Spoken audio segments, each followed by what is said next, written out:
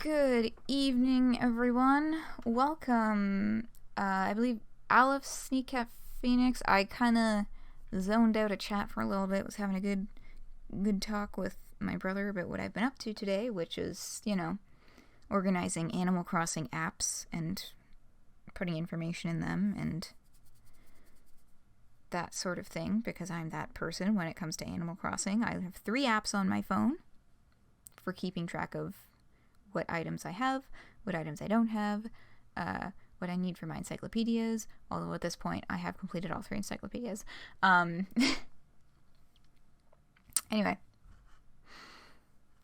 I'm here. Hello.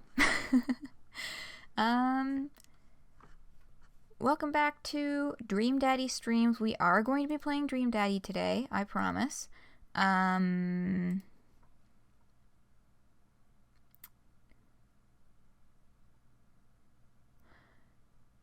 Animal Crossing good, indeed. Y'all, I'm so fucking pumped for New Horizons. All these folks being like, we didn't, well, it was in the direct, but there wasn't much new. It's all in the fucking details, okay? There was so much new shit in those clips.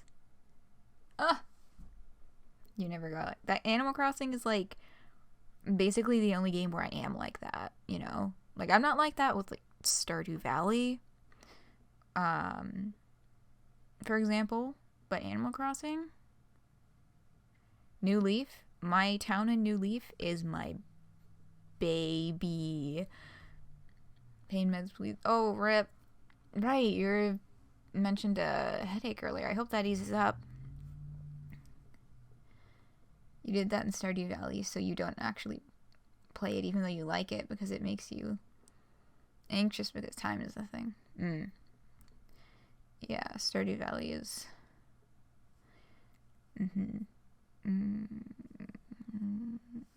Okay. I am already late. I don't want to hold things up too much. So, links, right. So this, I'm not going to play because I might get copyright striked, because it's, How Do I Live? You've probably seen this one already. That I've seen this link tossed around a bajillion times. But anyway, that is a Steven Universe movie version of the How Do I Live Flash. What was it? John, reunite with your loving wife and daughter. Which, might I add, I'm super fucking surprised that we did not talk about Steven Universe the movie once last weekend. In all the Pesterquest hype, we did not talk about Steven Universe movie at all. So, like, tossing that out there was fucking amazing. And a Twitch ad. Yeah, rip.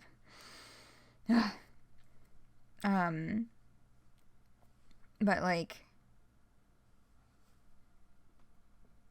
yeah, I can't, I'm shocked. I know that is there a Borderlands game? I think something happened recently with Borderlands. I think so. Pretty sure they had something new recently. Hey Phoenix, welcome back. But yeah, I'm really shocked that we didn't talk about Steven Universe movie at all. It was fucking amazing.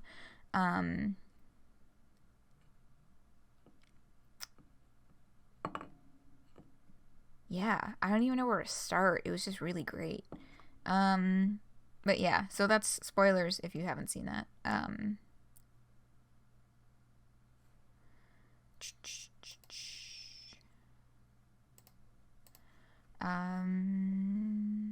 Boop.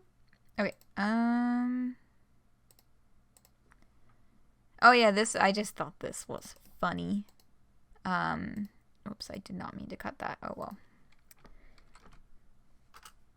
So,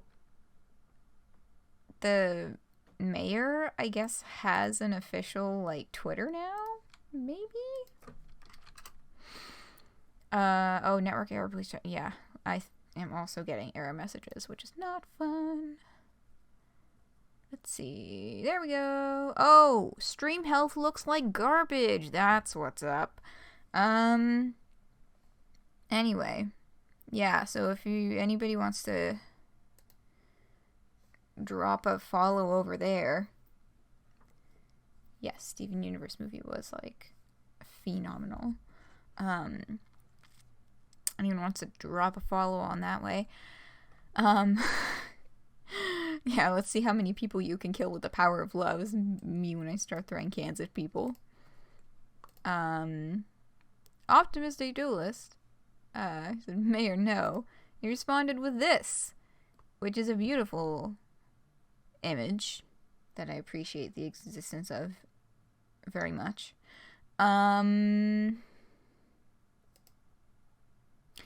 Yeah, that's all there is to say about that. I just thought it was fucking hilarious.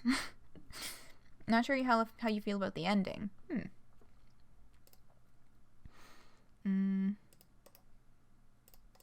Whoops. There we go. Living with people who want you to basically be the person who traumatized you will affect your health as a spin-off. Yeah, like there is a kind of question of what the actual outcome would be of Spinel living with the diamonds, where they're expecting her to kind of be almost a replacement for Pink Diamond in spirit, but not in action. But who knows? Maybe that's something they will. Maybe that is something they will explore in season 6.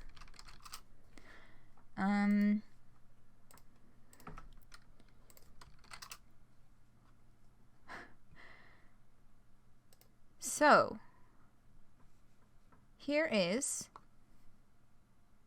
this. Okay, so Nell Chromancer now on Twitter made a joke about Pesterquest Volume 4 coming out, and then waiting for Jade sprites, and just being like, we are robbed of Jade sprites, talk sprites yet again, because Jade is, I believe the only of the beta kids to not have any canon talk sprites. I don't know why I can picture her talk sprites so vividly in my head, but I'm pretty sure I'm picturing fan-made ones. Mayor, yes. Oh, absolutely. So we have confirmation from Trace that Jade will have at least 34 talk sprites, which I think is very exciting. And I just thought that was a real neat tidbit to get y'all pumped for Jade's Pesterquest, which is not coming out for another 3 weeks, or, 2.5 weeks.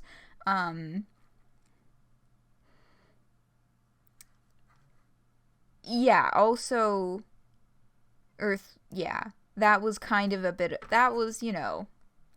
little bit of a plot hole where they were like, oh no, we can't have once all of the toxins are released, then the whole world will die. And then in this dramatic moment, it's like, boom, all the toxins are out, and it's like, and then magically the world is like, okay after that. And it's like, wait a second here. Something doesn't sound quite right. Yeah, this is just, which is strange because Steven Universe doesn't normally have those kinds of technical plot hole type things happening. But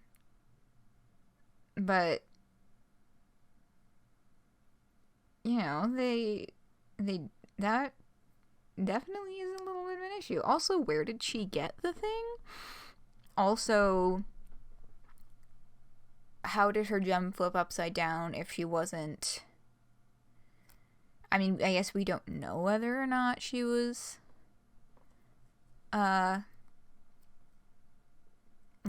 killed, for lack of a better word,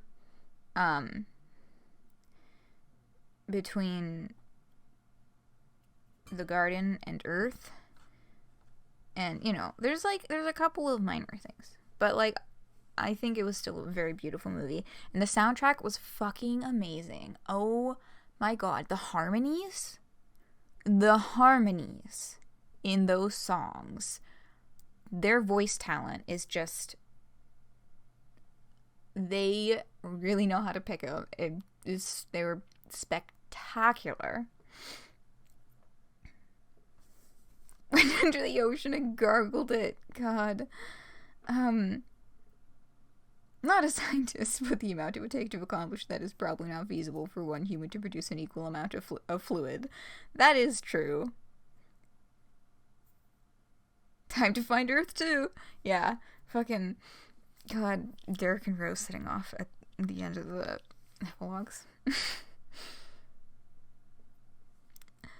Anyway, did I think I posted this link in chat already, right? Yeah, okay.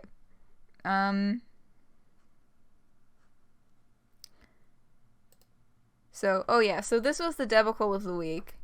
So the Homestuck official account posted Who's That Pokemon with Pesterquest Volume 3 in a silhouette of unmistakably Caliborn, which the official Pesterquest account later countered and said it's Dave by superimposing Dave's sprite behind a JPEG artifact version of the image, the silhouette, and then putting the Andrew Hussey You're Welcome picture like superimposed over it.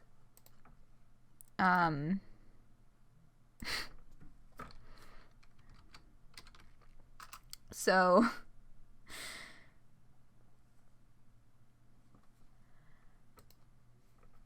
yeah, so it turns out it wasn't actually Caliborn, because I saw this and I was like, oh, fucking classic Psycho. They made us all think it was going to be Dave, but they're actually going to circumvent the system. It's Caliborn.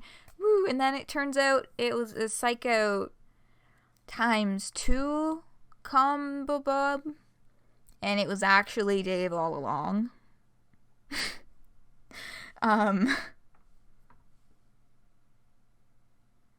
So, yeah. That happened. I gotta have, like, just a weenie rant, though. 'Cause, like, when I saw this, I laughed my fucking ass off.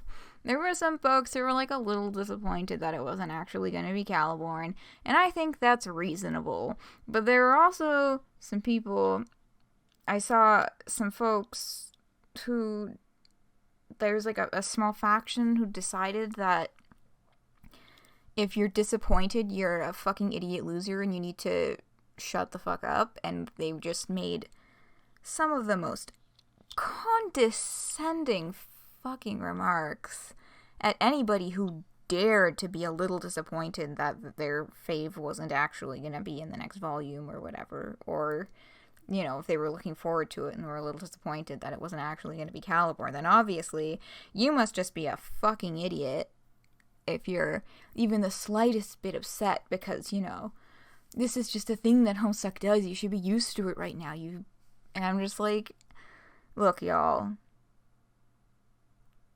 As long as nobody's, like, literally harassing the What Pumpkin staff, just shut the fuck up and let them deal with their emotions in their own corner. You don't have to be a condescending piece of fucking shit. Yeah. I just was really irked by that particular attitude. Because it just felt very unnecessary to me. You know? To be a shithead.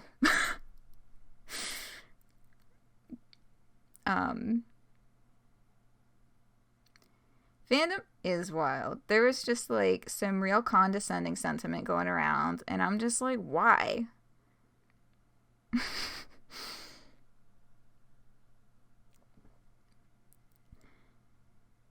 The edit you made with Sans and Papyrus. That was really fucking good, Phoenix.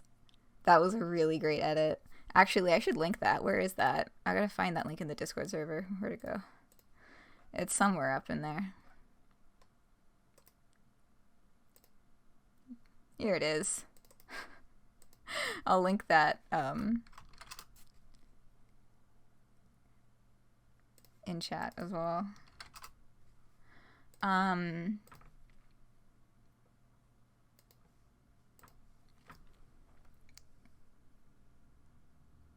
Every side of the argument, people end up agreeing with me not the greatest people. Chat is lagging, but yeah, there's a lot of lag today, and I wish that was not the case. But I'm having some internet issues.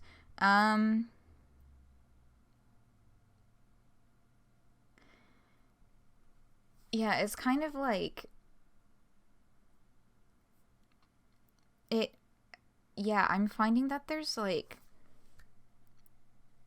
in terms of like sections of fandom, there's like the group of people who are really angry at Homestuck and angry at every single creative decision that's been made since like end of Act 5, and they think, and you know, Act 6 is garbage and the ending sucked and the epilogues were awful and like all this. They hate everything, and I don't know why they're still here if they're so fucking angry. Because it sounds like it would be an incredibly stressful experience to participate in the fandom if it makes you that angry. But on the other extreme of things, there's this group that's like been more, I've noticed, in more of a recent phenomenon, like within the kind of second coming of the Homestuck fandom, this group that's popped up that's like enthusiastic about all the new stuff that Homestuck is doing, which is fantastic, but then are also incredibly condescending towards anyone who dares have even the slightest issue with anything, whether it's a plot thing that happened or the way that a certain announcement was made or anything like that. And they just, and it's like, ooh, maybe we should find a middle ground and not self-destruct the fandom. Just maybe, you know. It's just, yeah. I've noticed that becoming more and more of a trend, that there's like a subset of fandom that, yeah, is just like really, really aggressive and condescending towards anyone who has any sort of issue with anything. And it's like, well, nothing is perfect, and maybe we should talk about it like mature adults. Maybe. But yeah. Anyway, I already linked these in chat, right? Yeah, I did. I mean, that's that on that. I just had to have that rant because I've been noticing it more and more, and it's pissing me the fuck off. I thought this was fucking hilarious, though.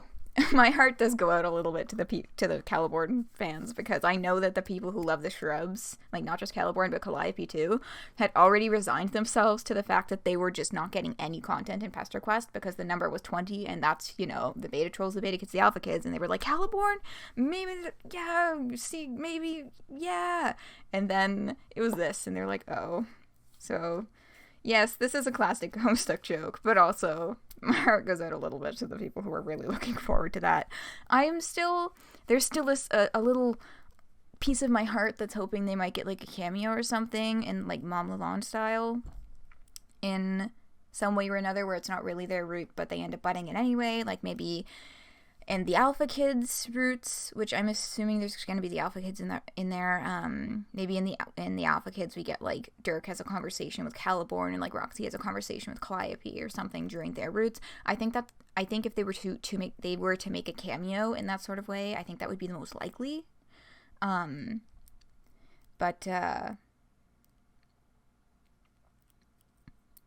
yeah. So I'm still.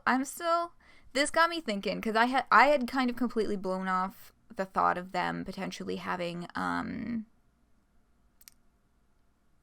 any role or any talking part in Pesterquest as well. But this kind of got me thinking, like, well, they could cameo like that, because before Pesterquest we didn't know how the formatting was going to work and how we were going to be able to see the Pester logs with other people and that kind of thing. So like, I'm kind of hoping for that to happen now, for them to make that little cameo, maybe with the Alpha Kids or something.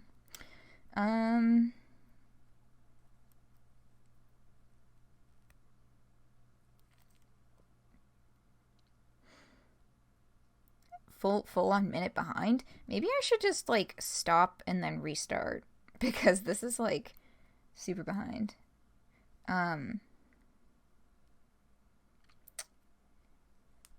Only like acts 1 through 5. I mean, like, I don't like the idea of cordoning people in boxes in that specific sort of way, but that does tend to be a faction that congregates more on the Reddit side of things, yeah.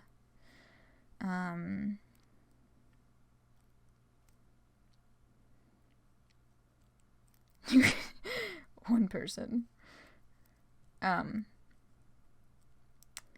Yeah, I mean, like, I'm not thinking of a specific person when I'm talking about this stuff, or specific people, like names or anything. These are just general trends and factions that I've noticed kind of forming and happening.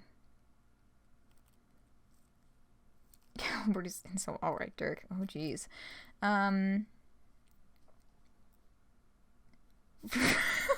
Vriska.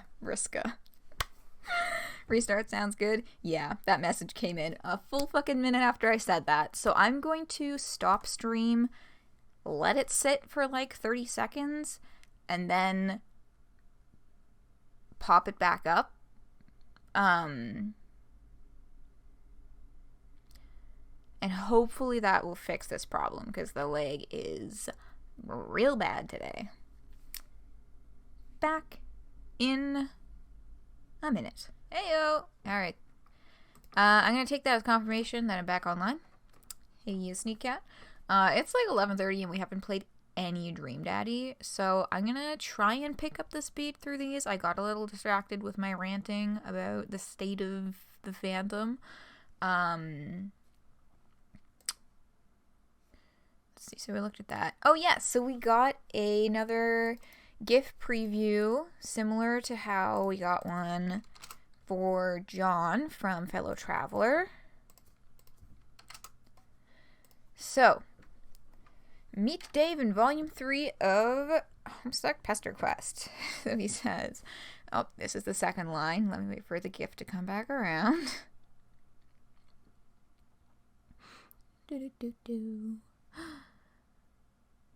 Anyway, Egbert told me you'd show up eventually. Which I never doubted for a second, since one of the core tenets of the United States Postal Service is that you visit 4 extremely specific and spread out teenagers while sweating all over yourself. Oh no, is it stopping up again? What the fuck is going on with things today? Oh, yeah, I opened it up, Stream Health, there's like a chunk that it just hit the fucking floor. It should be back now. Anyway, this is not very yeehaw of stream. It isn't. My brother may or may not be trying to download a video game downstairs. That might be getting in the way of things. It's his birthday today. Happy birthday to my brother. But yeah, he got a PS4 game that may or may not be trying to download and install. Potentially. Slam is back to where it appears to. Wait, Spice Slam is back to where we were. Does that mean that it's really behind again, or that you're just missing a chunk now and it's gotten you back to where I am currently babbling? I'm gonna forge on and hope that this fixes itself. Why is MSPAR sweaty? Nerves? I don't know. I mean, I guess we'll find out when we get to play Dave's route next week. Oh yeah, also everyone's really excited about Dave's eyebrows. Because Dave has very thick eyebrows in these sprites. Yeah. Also, this is reminding me that just how charitable fandom's general interpretations of Dave's hair are, because I'm looking at this and I'm like, wow, that sure is a hairstyle. Like, that is probably the closest to the sprite, but dang. I mean, I am not, and for clarification, I am not saying that the art style, I am not taking pot shots at the art style. I'm taking pot shots specifically at Dave Strider here. My brother's a... Can't kick your brother down the stairs, huh? No, please do not harm my brother. Tempting to download a library of Gongrants. Okay, so it's like, it's still a good minute behind. Fuck. Well, you know what? This is reminding me of ye old days of the original Hive Swap Friend Sim streams, because there were a good number of those where if you go back and watch the YouTube videos, it will be very apparent that when I was streaming, there was like a full fucking minute between what I was saying and chat actually responding to things. Some of those were so super fucking behind. Using his powers as a time player to make us stare at him longer. But yeah, the Dave sprites and the pixelated record shirt. It's good shit. I'm really fucking excited for next Wednesday. I sent the link in chat, right? Yes, I did. And with regards to Dave's route, we don't know who did these sprites quite yet, but we do know who is writing Dave. James fucking Roach. I'm so excited. Yeah, this just makes me like 10 times more excited to read Dave's route, because James Roach is just like... James Roach hasn't done any writing for Homestuck before. He's only been on the music side of things. But apparently Andrew basically told him he had to. So he wrote Dave. And so I'm super, super pumped to see what he's come up with. And on that note, there's this as well. So in June, James Roach tweeted, "I solemnly vow to feed the brave John Dave troops in 2019. And then on September 5th, the day after Pesterquest came out, James just said, "So," in a quote retweet of this. So, like, I think, the John Dave shippers may enjoy what Mr. Roach has in store for this route. Try to predict the future of what choices we made. Oh, that's a Phoenix. That's a really good twist. That's a really good way to make Streamleg fun.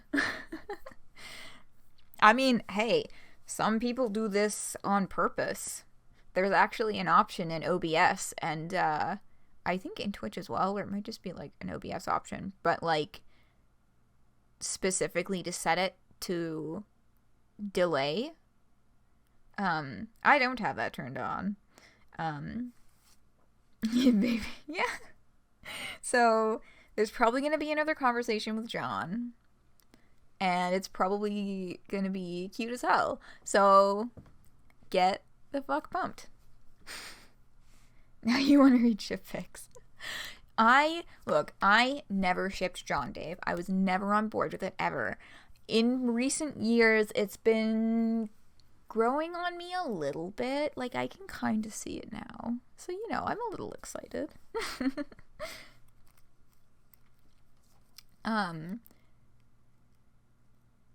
But, yeah. So, this is really ominous.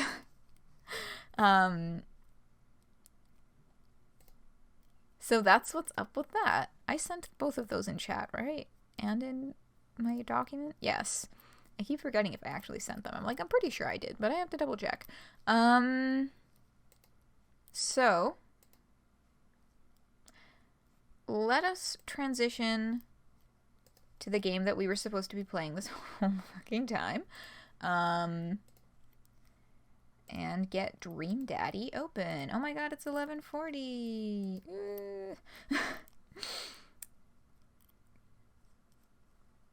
The Galaxy Brain mode. God. But yeah, have fun predicting what choices I make. Although, I still do want it to be chat's choice and chat's vote. As to who we go on a date with, because today we're starting dating round 2, and that means everybody's fair game. I think I continue here. We do still have the kind of intermission-y scene. Yes, we have another message from Craig. So, while we're doing this cutscene with Craig, keep in mind which one of these you want to toss your vote in for. Which one of you guys to do the second date with first. You wasn't sure about David Selks until you read a couple fics. Yeah, MC Escher, that's my favorite MC, has like pale Dave Solix, and I was like, whoa. Why the fuck is this working so well? That's just generally a really great fix, though. MC Escher. But yeah, it was fix that kind of led me to be a little bit warmer towards the idea of Dave John as well. Stream is sponsored by time itself and a crushing whiplash effect of time slowing to a crawling speed, or 90 miles per hour. Which dad referenced Pierce the Veil? Matt. Slams hands down. Coffee shop AU. Okay, so you're both really enthusiastic about Matt. So we will start the cycle the same as we did with the first dates then.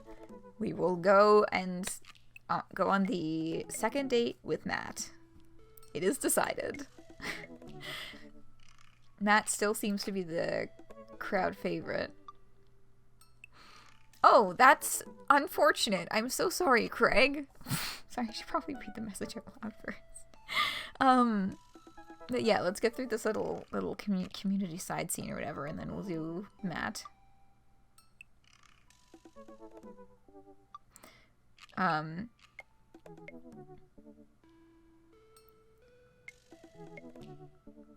What if they're the same person? Oh yeah, chat is so behind.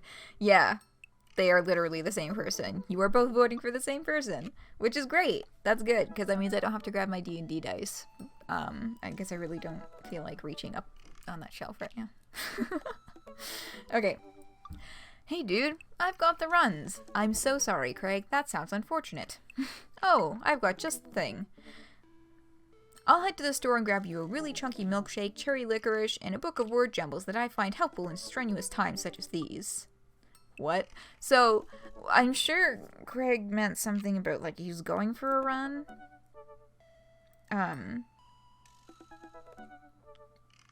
But let's just see this joke out to its whatever its logical conclusion is. You were not here for the first date with Matt. Ooh, so basically we went to a concert with him and it went well. Actually, I think that's the date that we scored the worst on out of all of them. No, Robert was the date we scored the worst on. Robert was a C, Matt was a B. All of the other ones were A's, except Brian was an S. Yeah.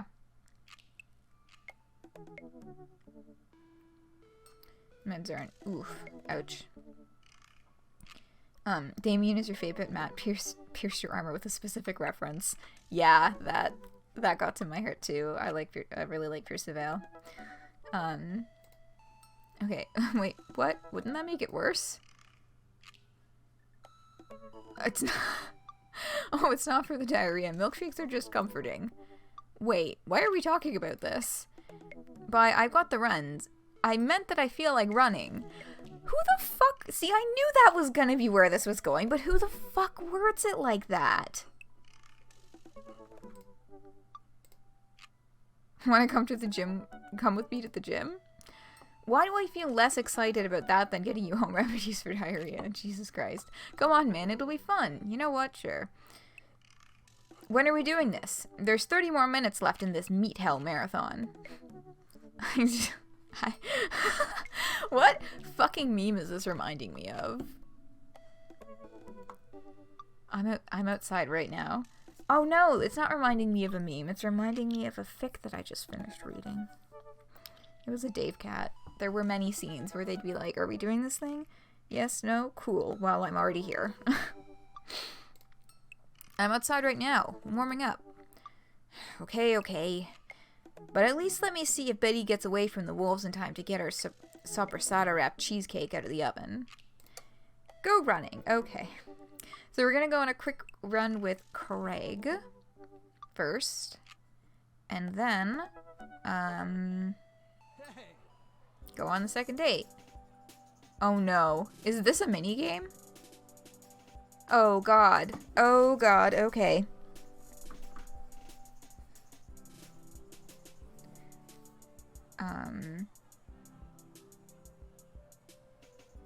Brain freeze. Oh. Yeah, that was interesting. Okay. The gym just installed these new virtual jogging treadmills. We'll feel like we're running outdoors. I mean, I don't think that's really how that works, but okay. You can see other runners on your screen too. Let's try it out together. Other runners? Will I be able to keep up? Don't worry, we're here to cheer each other on. I'll be right there with you. Nice. Just get a rhythm going. Keep your heart rate up, but don't overexert yourself. You'll do great. Oh my god, what buttons am I using? What the...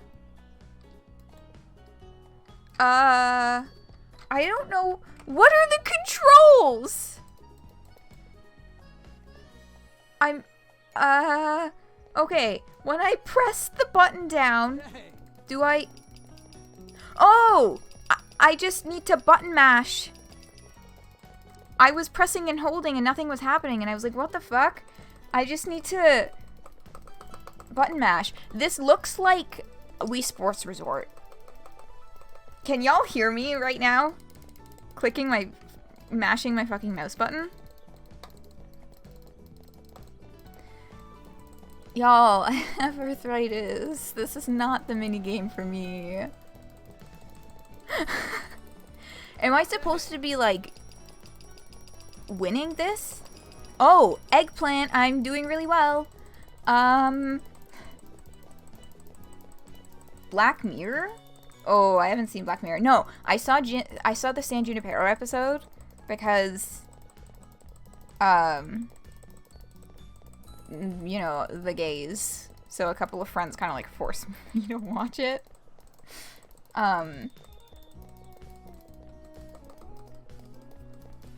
This is like not a great mini game. The rest of them were like kind of okay, but I'm not enjoying the button mashing right now. You can hear it? Yeah, I'm being very aggressive, right? I should be in first fucking place. Thank you, Phoenix. I appreciate your support.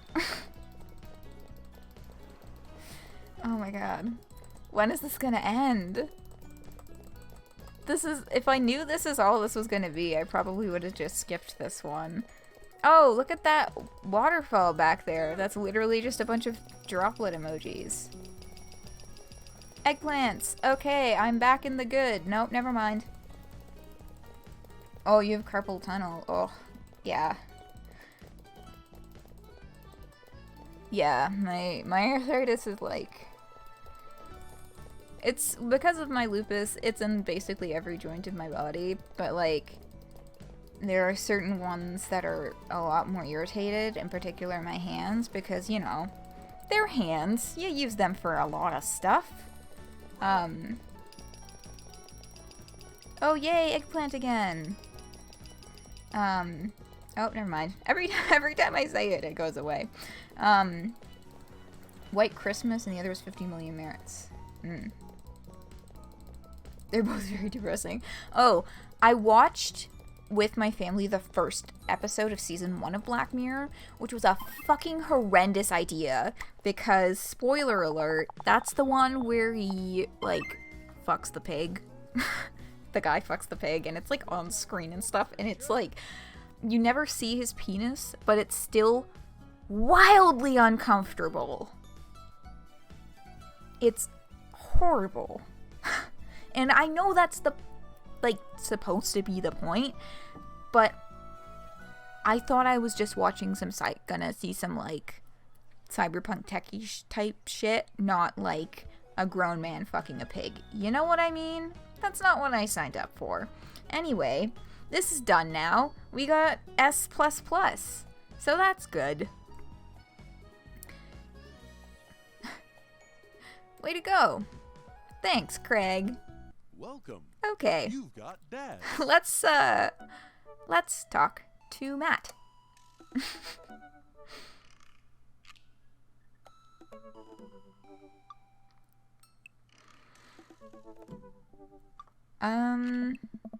Okay, here we go. There it is. Instead of messaging the guy, why don't I just walk over and grab some coffee?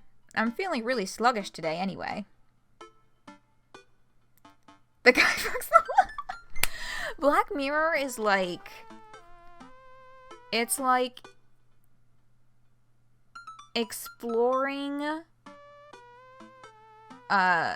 possible futures of... possible future results of technologies weaving itself into our everyday life. And some of them are like...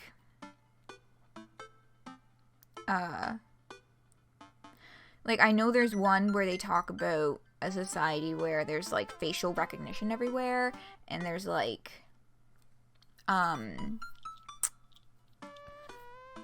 like a demerit system, where if you do good things, you get points, and if you do bad things, you lose points, and then, you know, the people who are the really good people get higher society, and it becomes this whole...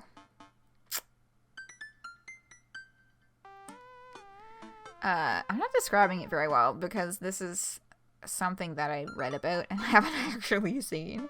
Although there are actually places that are like starting to use this sort of stuff, like installing the facial recognition everywhere and using those kind of systems. It's sometimes it's like uncomfortably accurate, and sometimes it's just like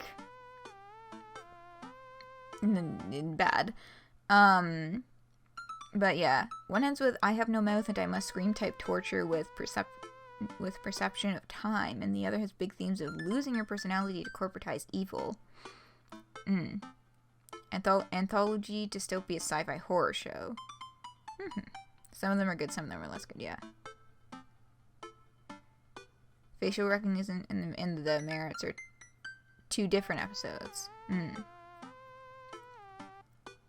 But yeah, so that's Black Mirror. And yeah, I've only seen that one episode, and then San Junipero. San Junipero has lesbians. And it's like it kind of plays with the concept of living forever. It's like these people in an elderly care facility, but they can hook themselves into this like dream system where they're back in their young body and they're just like living it up. And they can choose to hook themselves into that system and kind of port their consciousness there forever, kind of, rather than dying. And the main plot is these like lesbians, and then they, you know, spoiler alert, they drive off into the sunset at the end, and it's really gay and nice. But yeah. You don't like live action. I'm just not a fan of wallowing in existential dread, because, you know, I know that's where that would put me, and I do enough of that without having those thoughts directly ported into my head via a television show.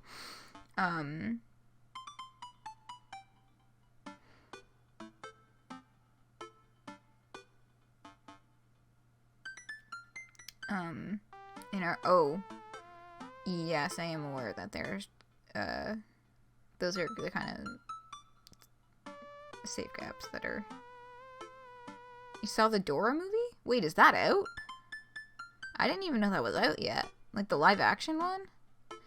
I just remember it was, like, a thing all of a sudden, and I was like, oh. Huh. It was weirdly good. Well, that's... good? I mean, I'm glad it wasn't bad.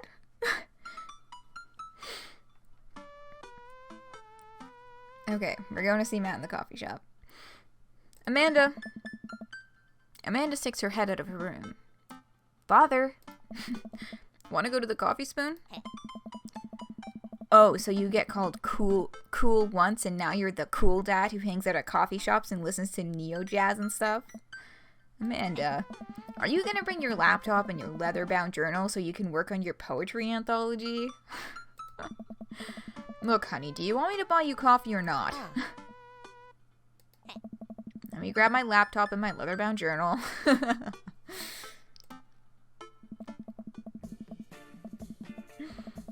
Pablo! Hey! I like this person.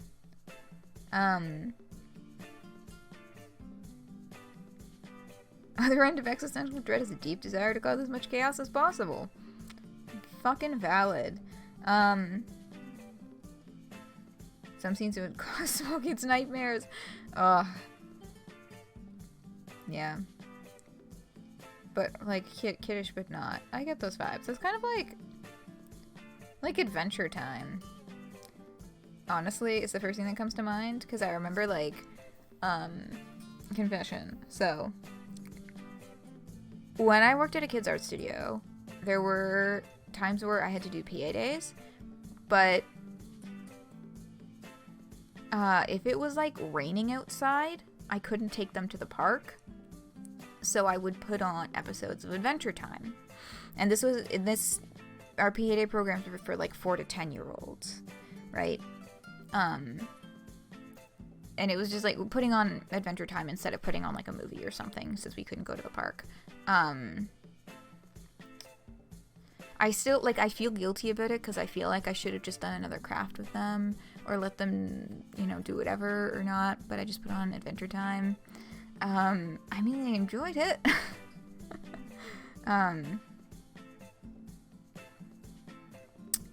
But there were certain episodes in, like, season 1 where they'd have these, like, friggin' creatures on scene. And, like, yeah, like, we weren't even, like, late Adventure Time. I started off on season 1, and then as the year progressed, because of course, it had to rain on every fucking PA day. Children who do not get their fucking recess time, it's just a bad time for everyone, because they need to go and run. They need to let that energy out. But if it's fucking raining, we're trapped in the goddamn studio. But yeah, this was even, like, season 1 Adventure Time, season 2 Adventure Time. And some of these creatures, I'm like, oh god, I hope this doesn't, like, affect this 4-year-old. I hope this is not scaring the shit out of this fucking 4-year-old, because I really don't want to have to deal with parent calls about nightmares. And I especially don't want to have to deal with my boss being like, Caitlin, what the fuck are you doing?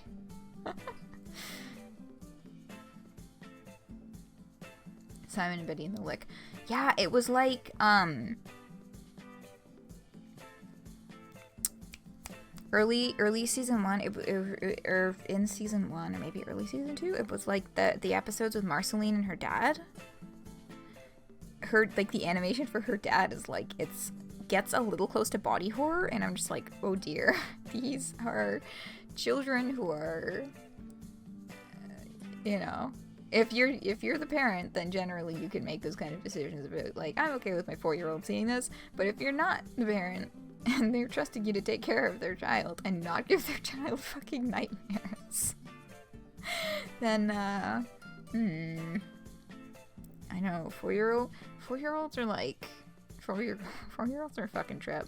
Cause some of them are like, it's like a mixed bag of, like, the 4-year-olds who are, like, ready for school and the 4-year-olds who are not quite there yet. So you just kind of have to wait and see which one's just registered for the program. Yeah. It's good, but very sad. I need to fucking watch Adventure Time. I've been watching Gravity Falls because I hung out with a friend and I was like, oh yeah, Gravity Falls, like that's one I've been meaning to check out. And they were just like, you want to watch the first episode right now? I was like, oh, sure. So I just watched the first episode with them, and then I have continued since I got home. And I'm on episode 13 of season 1? I'm over halfway through season 1 right now. It's really good. I'm enjoying it a lot. Anyway, we're not gonna get through this date in time. So, we have arrived at the Coffee Spoon. And Pablo is greeting us. I'm pretty sure their name is Pablo. Or Paulo. Fuck. Amanda and I make the short walk over to the Coffee Spoon. The place is quiet today, just a few people hanging out and reading books in the cozy little nooks. I walk up to the counter and see a familiar pierced face. Wait, where's the piercings? It's got plugs. I don't see any facial piercings though. Huh. Pablo! See, I shouldn't have doubted myself. His name is Pablo. Or their name. I know they use they, them. Yes, their name is Pablo.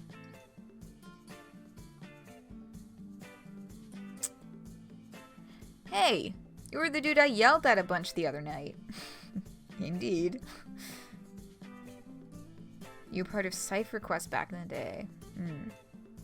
John blah blah emoji. Yeah. Oh shit, I still have to... I know, I gotta get my shit together for that subscriber bonus thingies. Especially before the month is up, because I don't know if those settings disappear once I don't have any subscribers anymore. Anyway. Ugh, yes. Amanda casts a sideways glance at me. He tried to sell me shirts. And who might you be, miss? Ugh. Amanda's scoffing. Ugh. This is my daughter, Amanda. The person I am a father to and am very protective of. An honor to make your acquaintance. My name is Pablo. Did I mention that I make witch house music?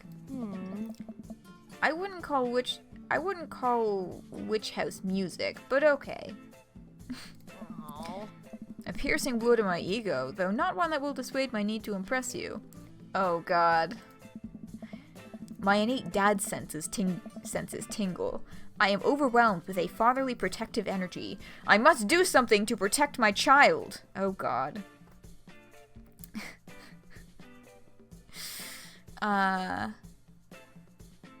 Change the subject, defend witch house, or reappropriate lines from Taken.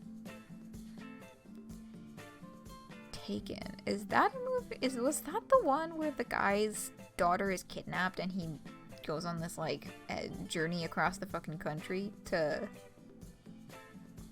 find her?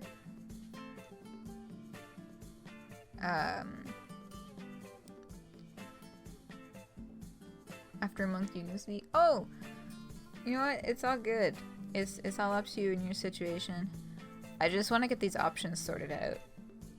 So that hopefully in the future there will be more folks, and that would be super cool. And these things will be all ready, so there will be no waiting involved, like there is at the moment. And I do apologize for that. I just have not had my shit together this week.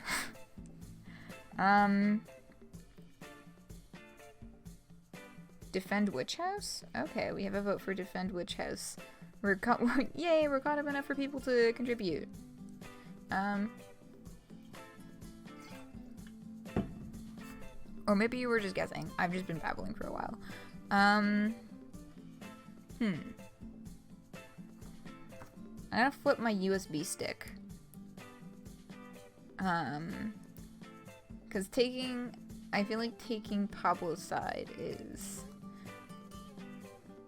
an approach that Amanda might not like.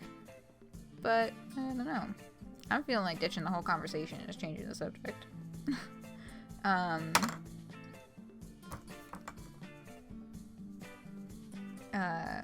change the subject.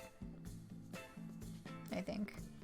I flipped my, I forgot to actually say which one was what. I flipped the USB stick and it said change subject, so I'm just gonna fucking go for it. Anyway, Pablo, I didn't know you worked here. Yeah, man, today's my first day. Matt's still training me. Yeah, I just, fucked up a little bit. And we're not actually gonna do the votes. I think. I had a bit of a brain moment, but like, it's cool. We're just gonna keep moving. Okay. Jake! Matt comes out from washing dishes in the back room to meet Amanda and I. He and I high-five, as fellow cool people do. I see you've met my newest employee. At your service, although I'm only here until Vacant Vale starts their world tour. When's that? Well, we have to put out a record first. Hey. Alright, Pablo, now what do we do with customers again? Right, yes. Pablo clears his throat. Hello, good folk of Maple Bay. Can I interest you in a tasty caffeinated beverage? A smashing pumpkin spice latte, please. Seasonally appropriate. A classic. And you? Americano football decaf cutie. Father John Misso. Not gonna lie, middle one is the only one that I get the reference for.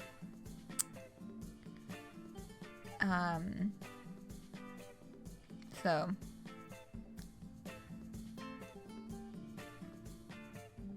Sorry for getting distracted. No need to apologize, it happens. I'm gonna go with decaf for cutie because that's the one that I understand. Decaf for cutie, please. Don't want too much caffeine. Decaf? Sounds like you're settling. I have a very early bedtime that I just can't miss. Hey. Oh, the sound of settling is a Death Cab for Cutie song, which was the band that this was a pun of. So when I said it sounded like you were settling, yeah. Death Cab for Cutie, fun fact about Death Cab for Cutie, all of their songs are about, sad breakups or dead people.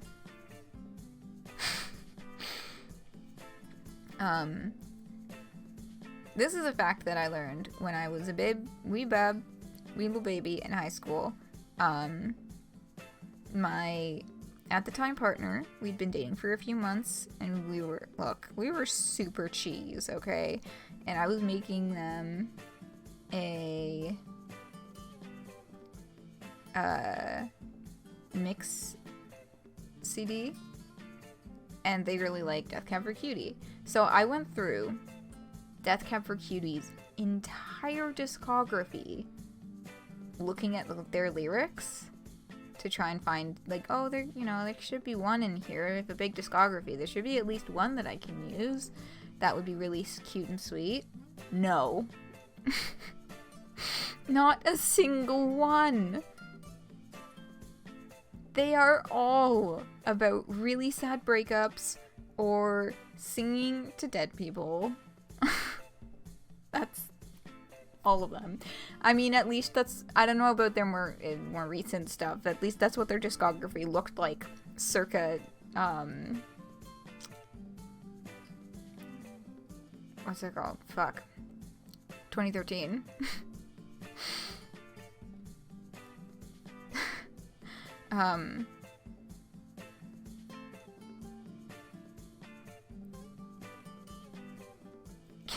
Autocorrect to catch all the time. Yeah, it's all good. But yeah, so like there was one I remember very specifically. There was one song I was like, "Oh, hey, this is talking about making a phone call at 7 o'clock. That's real neat because that's the time that we usually talk on the phone." And then as the lyrics continued, I was like, "Oh, wait a second. This guy is leaving a phone message for a dead person. Never mind. Like, all of them.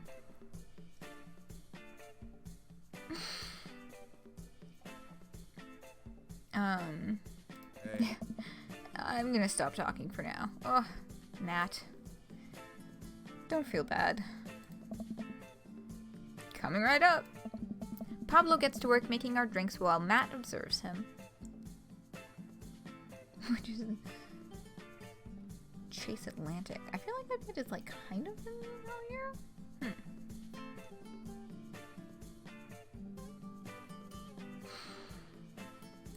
Hey. He'll get the hang of it. For as goofy of a dude as he is, Kid works hard.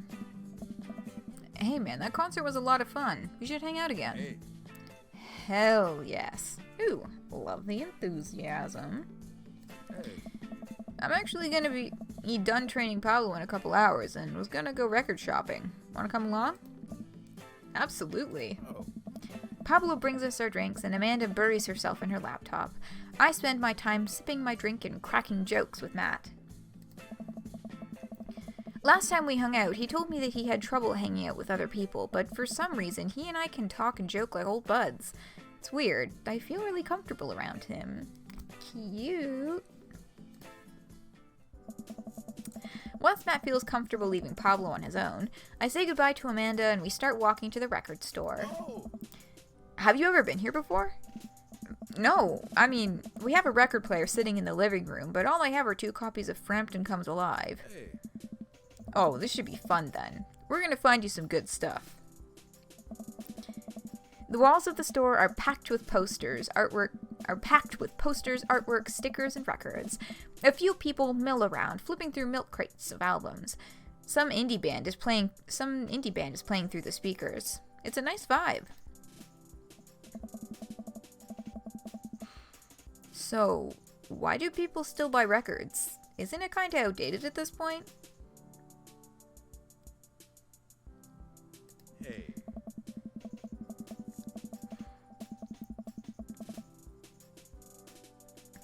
Not good, indeed. Yeah, I think, yeah, if words and talking, yeah, we can get kind of heavy in chat sometimes, but let's keep it light for today.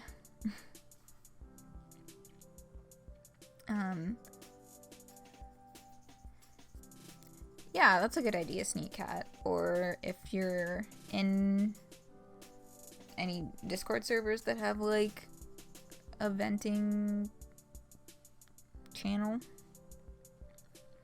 I think most of the ones that I'm in have some kind of channel for people to scream into.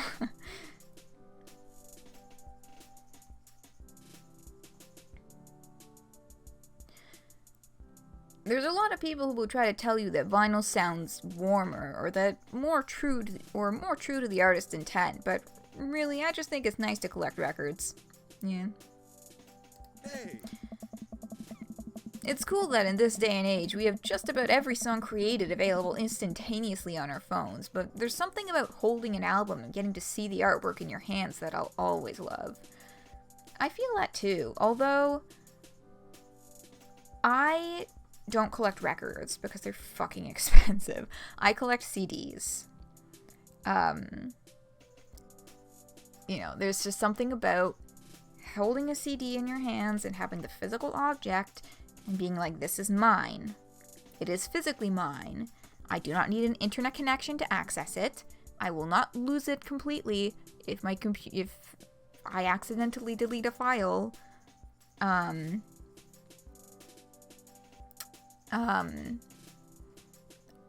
I will not lose it if copyright runs out and it gets removed off of a streaming service or some bullshit like that. I will not lose it if it gets copyright striked and taken off of YouTube. It's just mine. In my hands, I own it. It's not going away unless I aggressively handle the disc, which I purposefully do not, because I value my objects.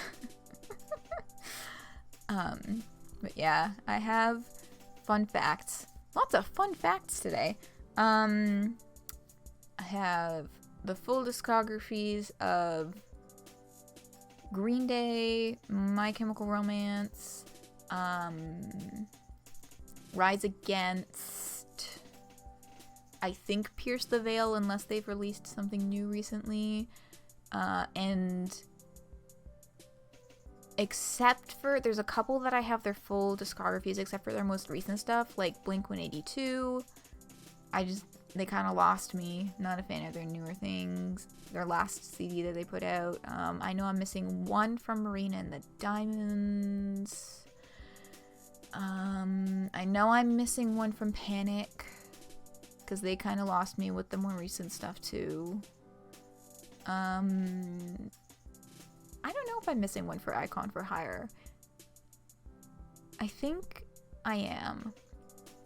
I think I'm missing one, maybe two. Oh, and Lights.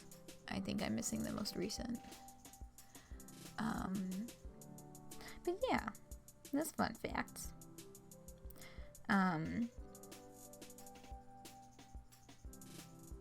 Helps to remember, doesn't really make you feel any better. No, I feel that. The relationship that I referenced earlier was not a thing anymore. But that's chill. I'm chill with that. It just wasn't working. And you know what? That's okay. It's life. Happens. We keep on marching on.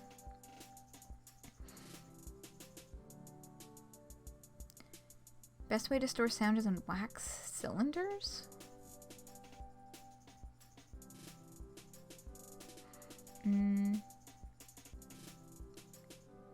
They sometimes jump over the dog. Y'all, that's fucking good. Your dog treats your cat like a puppy. Oh, it's so cute. Yeah, my little puppy, my sweet baby, R.I.P. Way back when she was a puppy, we still had a guinea pig, and they used to like sniff at each other through the bars.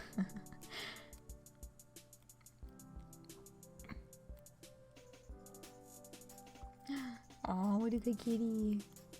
Diagnose your cat with baby disease. Yeah.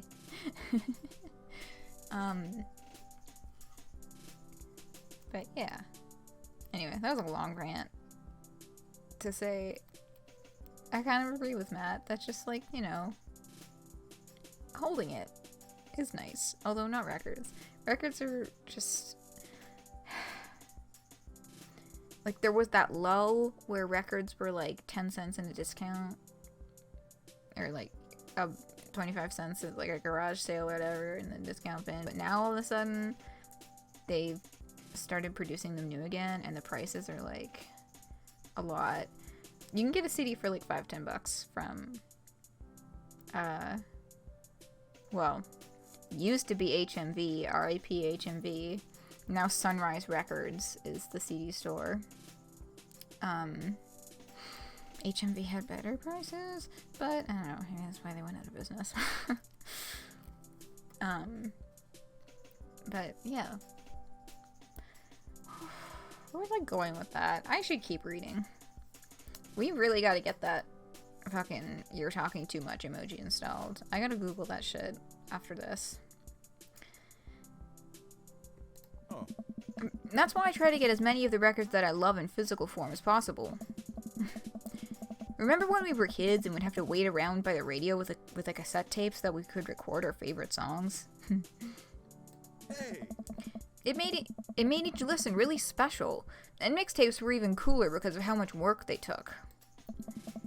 Now you just make a playlist. I think the last time someone gave me a real mixtape was in high school. Hey.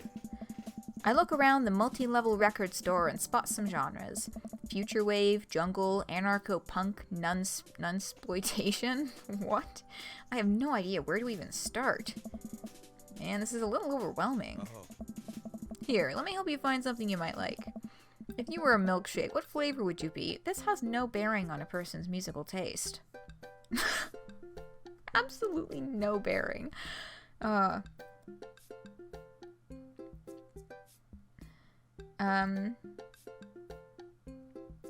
There are no stores that sell things that aren't department or grocery stores around there. What happened to Blockbusters and Hot Topics and shit?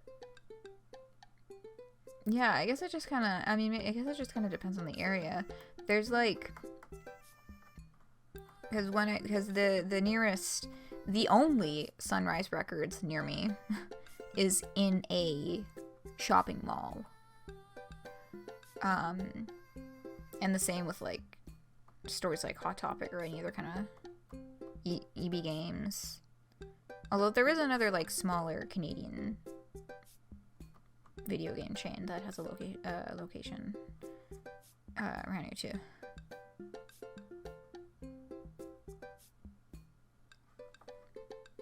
Gas station. Purple. Purple is a good choice. Yeah. Y'all, job hunt? I'm trying, but ain't nobody calling me back because I don't have any fucking retail experience. I have job experience. I have very good job experience. And, you know, there's retail relevant stuff in there, but everyone's like, put it in the online thing so that the manager will see it for sure. But, like, the only time I've ever gotten a fucking job interview was when they said, sure, come into the store. And I went into the fucking store. So, I'm a little peeved because I need a fucking job, but nobody will hire me.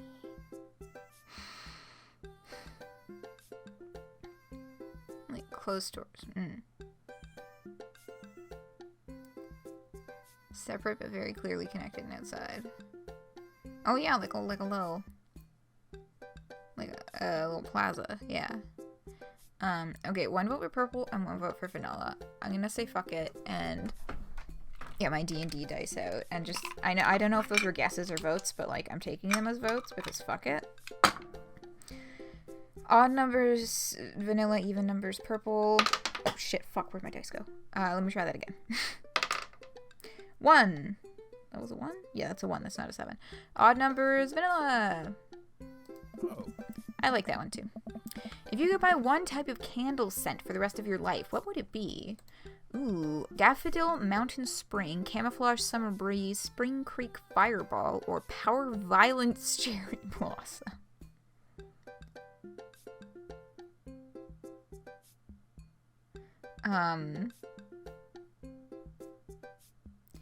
I promise I will get that John Bluff face in there eventually. I will try and find that sometime before the next Pesterquest streams. I can't guarantee tomorrow because I may or may not have accidentally left a bunch of homework that's due Monday for tomorrow, so I need to do my homework tomorrow. But by next weekend for sure I'll get that all up and running. You want to work at the subway that's never busy. Where did the dice fuck off into the void? It it bounced around on my desk a bunch and then it fell off onto my chair, which has a pillow on it, like a pillow that's supposed to be for on a bed.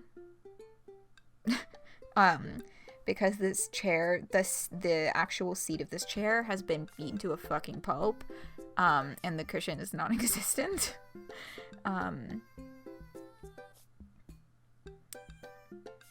Spring Creek sounds rain-like.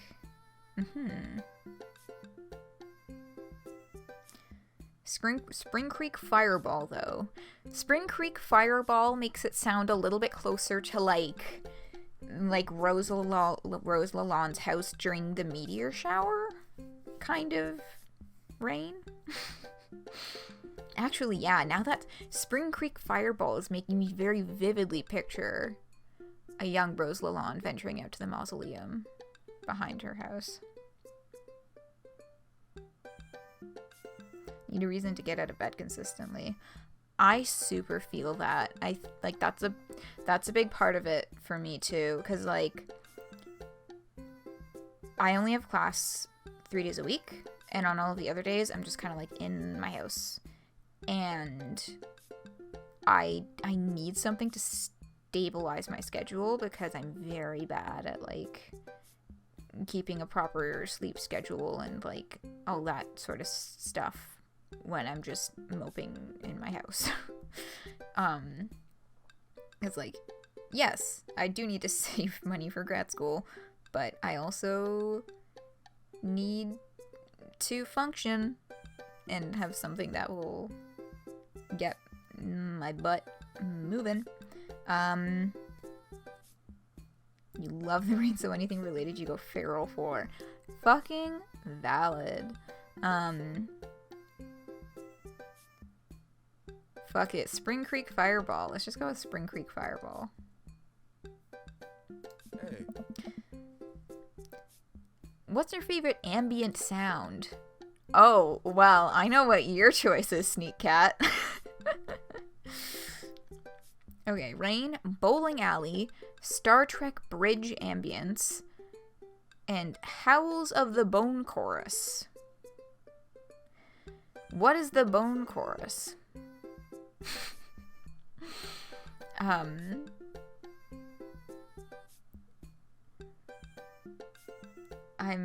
I feel like I'm missing context for that bottom one. I feel like it might be another pop culture reference that I'm not understanding.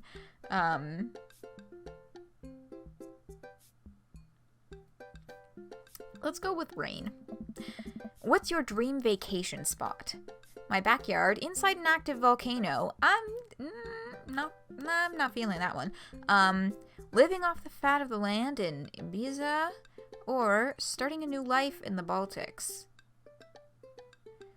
Dude, he said vacation life, not uprooting your life. The last two options are like literally uprooting your fucking life. Bone Zone.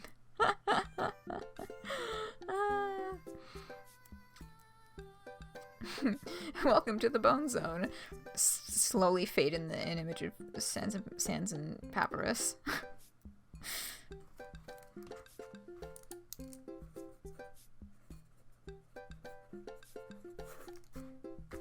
Ghost Feral. Yeah.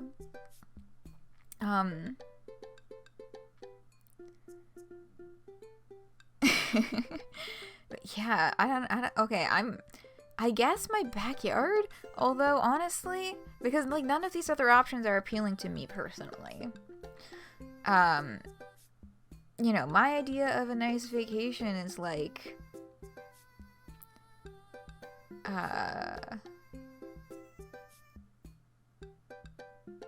going somewhere quiet and like pleasantly warm but not swelteringly warm, and just chilling. And this is not, it's not like I've actually had this experience as a vacation before. That is basically what I am describing, is basically what my day off when I work at summer camp is like. But Phoenix, your vote is for volcano. Because none of them sound pleasant. Yeah, I'm not really feeling any, but you know what, Phoenix, if you're feeling volcano, like, fuck it, let's spice it up and say volcano. What is your deepest, darkest fear? Wow, are we really going there right now? I was trying to keep things light today, but like Matt's just like, no, it's existential crisis time. Vor being the only way to defeat evil. God, I don't have enough context to agree or disagree with that statement. It's been a very, very long time since I consumed any media related to Lord of the Rings, even tangentially. Your vacation standards are either fun or family. Yeah.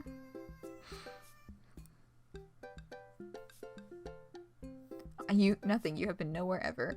I mean, I've never been on a vacation either, technically speaking, right? Like, I don't think that I guess I could count my grandma's trailer when I was growing up, but oh, there was a Disney trip in there somewhere, yeah. No, I never even did that kind of stuff. we stayed very local. I've like crossed the border at Niagara Falls doing like the touristy stuff when I went there on a school field trip, but like I still, technically speaking, have never left the province of Ontario. I am not a very well-traveled person.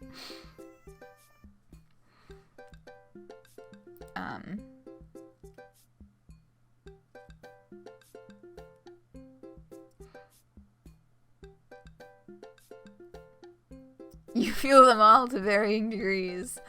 I mean, like... Yeah, so here's the options. Worry that people are nice to me only because they want something from me. I fear that I don't deserve happiness and won't ever get it.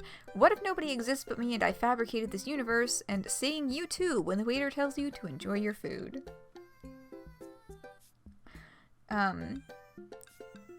Oh, superstitious. Oh, that's interesting. I haven't heard of that as a superstition before. I'm just gonna roll a dice. Which one is this? Where's my D? 8? D8 works. So 1, 2, 3, 4 on these, and then 5, 6, 7, 8 top down. I mean, you know, that kind of thing. Okay. Choose the most Jake-like. That's true. We're technically Jake English. I should technically be choosing the most Jake-like option. Wow, that's another nat 1. I'm rolling 1s today, which is not great.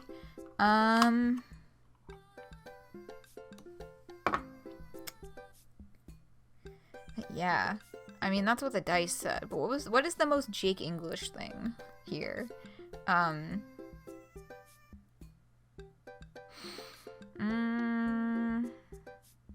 Yeah, what is the most Jake English option?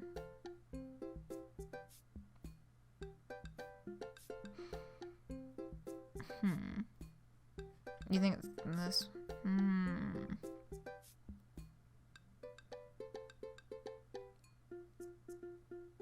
I think it would be this one.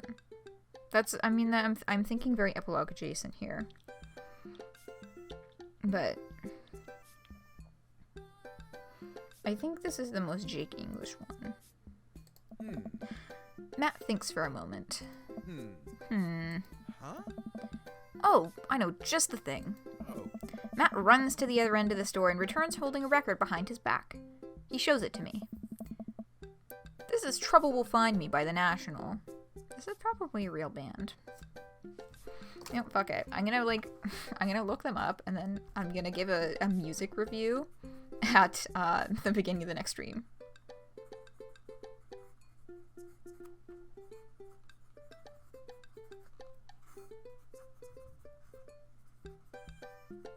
I wonder what their algorithm is for, like, deciding what recommendations they would give for this.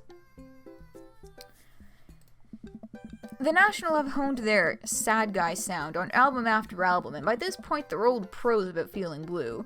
The music is so amazing that it'll actually cheer you up. Whoa, dude, thanks for the recommendation. Hey. You're gonna have a great time with it, promise. Matt and I bring our records to the cash register. A young girl with a septum ring and a buzz cut stands behind the counter with one earbud in. Usual stuff today, Matt? Yeah, sounds great. Just some light pickups. Matt places 3 albums in the counter. Swear I'm Good at This by Diet Sig, Forever by Mystery Skulls, and Greatest Hits by Remo Drive. Mystery Skulls is the only one that I recognize there. Mystery Skulls I've heard very good things about. And I know that they have really neat music videos too.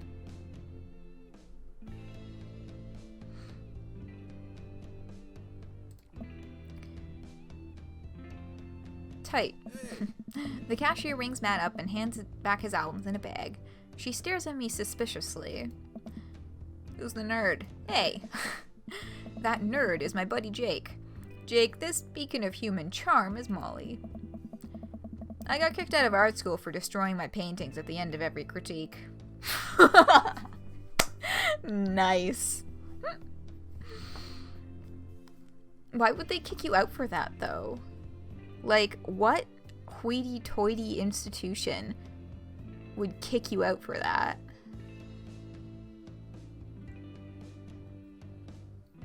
Like, and I say this as someone who is in art school right now. That, like, the only reason you would be, an art institution would kick you out for doing something like that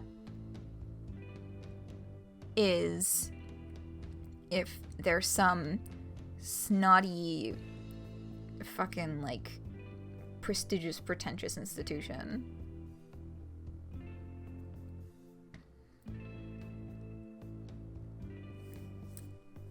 Yeah, I should check out Mystery Skulls. One of my friends, I remember Fan Expo 2014? I think it was Fan Expo 2014. It might have been Fan Expo 2015. But one of my friends cosplayed one of the people from the Mystery Skulls music videos, the blue one, the blue girl with like the blue hair and the blue sweater and the blue skirt.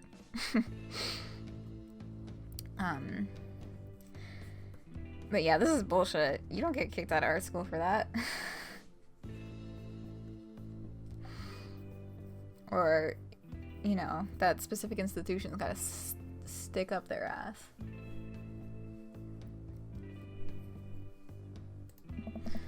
Lovely to meet you. Anyway, Matt, is the open mic night still on? Oh. You know it. Are the Third Waves gonna do a special acoustic performance? And I might see if I can get a few of the girls together. There's an open mic night going on? Hey. Yeah, dude, we do it every month at the Coffee Spoon. Some amazing talent always comes through. Got a flyer for it right here. Oh. You and Amanda should come by that night. Oh, man. Matt blushes. Oh, man. I mean, if you're not doing anything. Oh, man. Will Vacant Veil be playing? Oh. If only. I finished paying for my record and we head out of the store. Man, what a trip down memory lane. I haven't been in a record shop like that since Vance had shag carpeting. Now that you mention it, isn't it strange to think of all those weird little musical memories? How do you mean? Well, I think music is a very time and place sort of thing. A song is important to me, not only in that I think it sounds good, but where I was and what I was doing when I listened to it. Vivi sounds right. Yeah. Still waiting for an Alisana reference. We'll see. Maybe it'll be coming. There's music that reminds me of exes, of struggling through school, of being so poor that I didn't know where my next meal was coming from. All that stuff. And listening to those songs reminds me of those moments of life. Yeah, now that I think of it, even the pop concert Amanda made me take her to is special to me. I mean, I'm not really a fan of the band, but hearing their songs on the radio reminds me of how young and excited Amanda was. Hey. And then that even reminds me of a younger me, going to see my favorite bands in concert with all my friends. Ugh, that's the dream, eh? Actually being able to go to concerts. I've been to 2. I saw Lights on the Little Machines tour, which was beautiful. Lights is phenomenal live. And I also saw Amanda Palmer in 2016?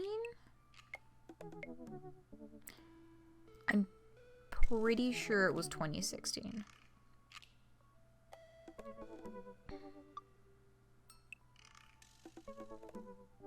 Yeah. Yeah, I'm pretty sure that was 2016.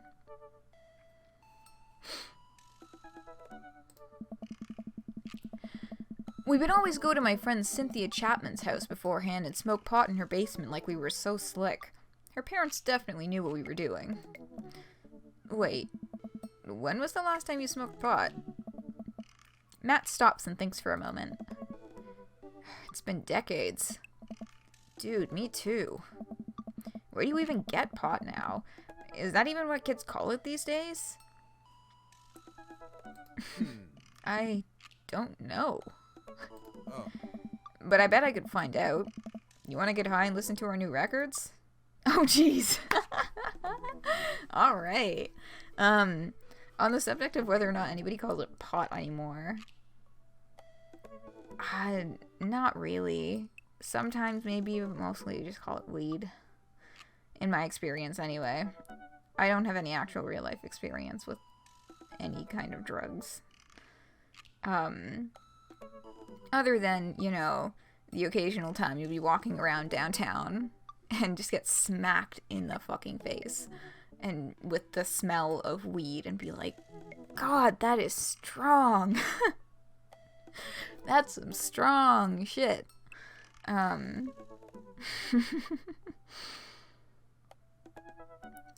mean, I'm kind of down to say fuck it, sure.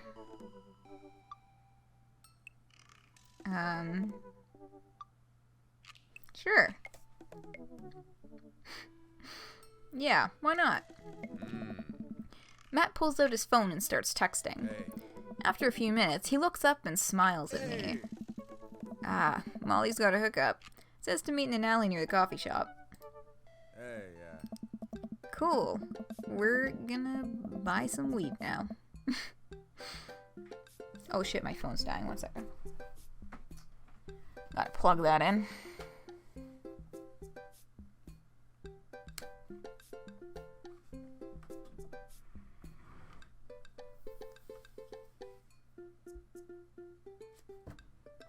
That wacky kind of jazz cabbage. That is one I have not heard before, but I fucking love it. Okay, if it turns out it's the feds, you make a break for it and I'll take the heat. Just promise me you'll raise Amanda like she was your own. You realize that weed has been legalized in this state, right? Okay, so this must be in Washington? Washington State is one of the Washington was the first, right? And I think there were a few other that followed it since then, but I don't know which ones they actually are. I just know that it was legalized in Ontario within the last few years. Was it last year? Was it the year before? It's a relatively recent thing in Ontario. I definitely knew that. But we live in dangerous times. Who knows what lurks in the seedy underbelly of Maple Bay? We could find ourselves on the wrong end of a deal gone bad. Just look out for Amanda. I swear. Huh? Oh, here's our guy. Coming around the corner of one of those nasty grease dumpsters, shrouded in darkness, is a lean figure dressed in all black. Excuse me, Mr. Drug Man. Oh, great. Great way to start that conversation, Jake. Oh my god! No! Fucking way. Does Damien know he's doing this shit? I don't think Damien would be happy that his underage son is a fucking weed dealer. Oh boy. Surprised, the person almost jumps out of their skin. It's Lucien, Damien's son. Who sent you? What?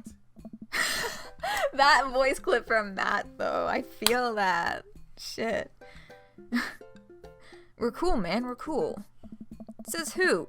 For all I know, you could be with the feds. Oh my god. Actually, weed is league. Prove you're cool. What? I need to know you're downright bold. How? Okay. So, does he not recognize either of us as friends of his dad's? Or is his dad, like, chill with him doing this?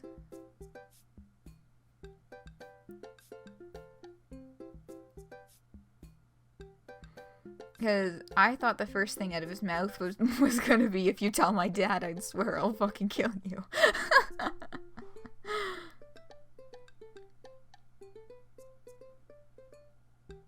Weed but not jewel. I do not fucking know. Okay, show him you're not wearing a wire. Impress him with your extensive knowledge of current drug lingo. Or cite mutually assured destruction.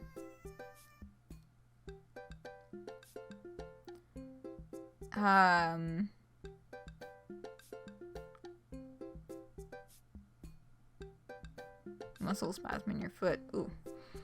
Yeah, I hate when that happens.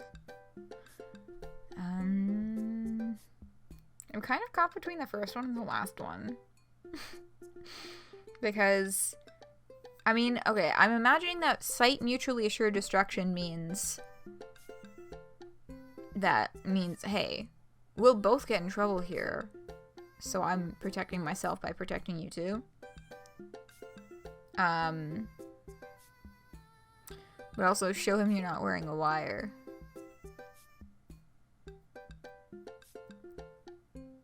Just seems like kind of a goofier way to go. That might also be functional. But, like, the middle one is just, like, a recipe for disaster because clearly, like, our player character at the moment does not know what the fuck drug lingo is. I say we don't take off our shirt in front of a child. Okay, yes, that's a good way to go. Mutually assured, sight mutually assured destruction it is. Oh, Matt thought that was a good choice. Look, man, we're trying to buy drugs from you, and we know you sell drugs. You have dirt on us. We have dirt on you. We're in this together now. Look, it's fine. I get it. Buzzcut Molly said you were coming. Right. Now that formalities are out of the way, let's make a deal. Alright, how much do you want? 1. Oh my god. 1 weed.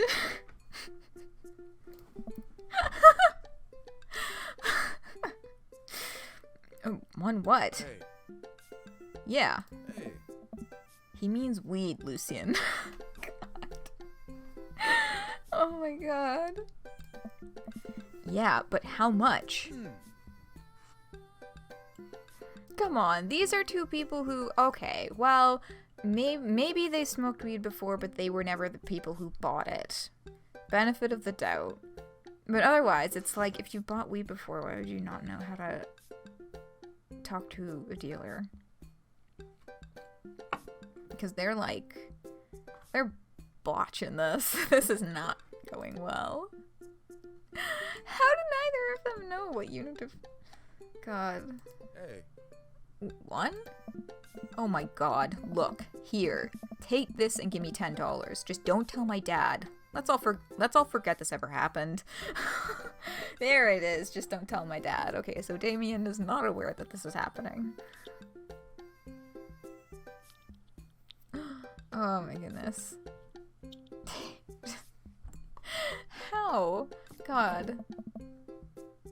I won't tell your dad if you don't.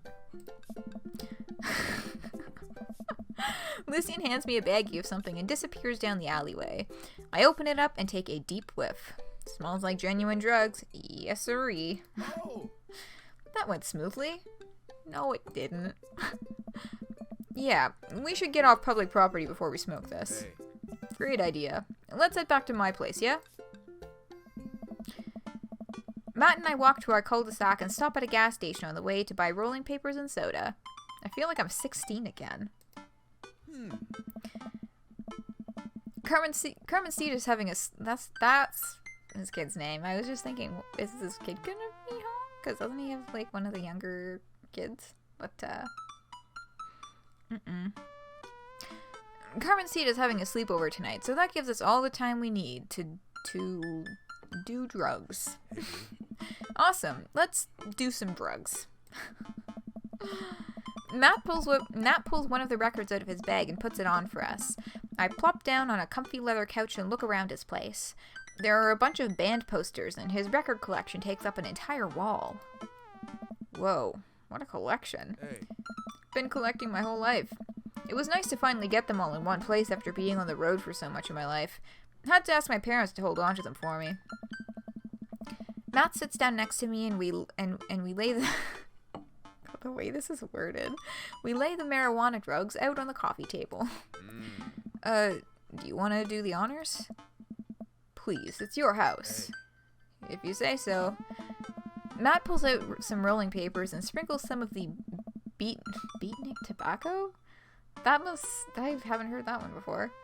Onto a piece. He starts rolling it back and forth, and the paper breaks almost immediately, spilling drugs all over the couch. Hey, Never was too good at this. hey. Matt tries again and is able to successfully roll a nice-looking weed cigarette. He hands me a lighter and the blunt, I think, and I take it. Oh goodness. Oh right, someone gotta. Where's?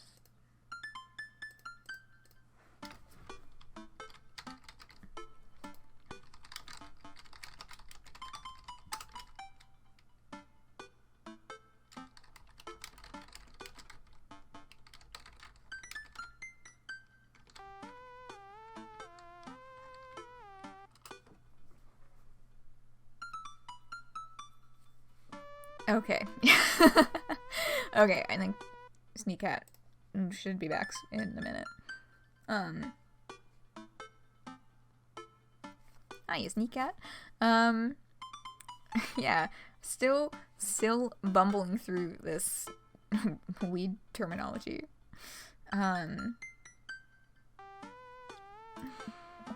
Well, let's...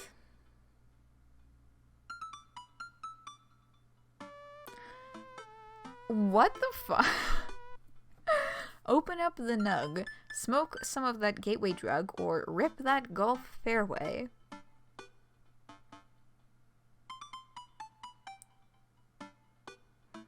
Yeah, rip. I hope that cuts out for you soon, Phoenix. Y'all got opinions on this? Because I don't know.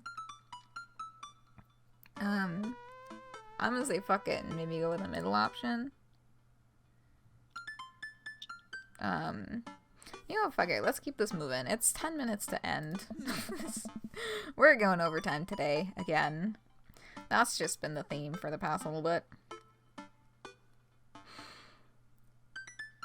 I don't know if that's what people call it. I light the joint and inhale deeply. This is not what I remembered. It's been a while, though. Maybe pot drugs have just gotten more potent since the last time I smoked. I pass the joint to Matt and cough a little bit. Should it sting this much, or am I just a baby?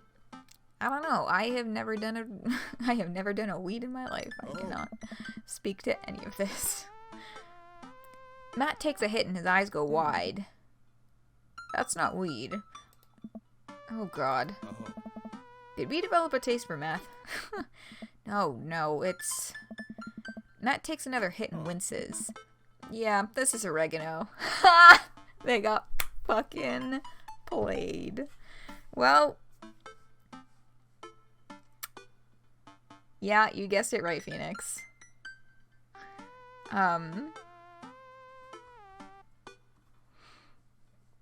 Okay. I sniff the air. Yeah, that would definitely explain why it smells like a pizza place in here. That little punk ripped us off. Hey. Oh well. We can still relax and enjoy the music sober. You know what? You're right. Hey. We sit and listen through the Diet Sig album that Matt bought, which is catchy as hell. I look around the room again and see photos of Carmencita growing up. I spot a young woman with a huge smile in one of the pictures with the two. Who's that? Oh, that's Rosa.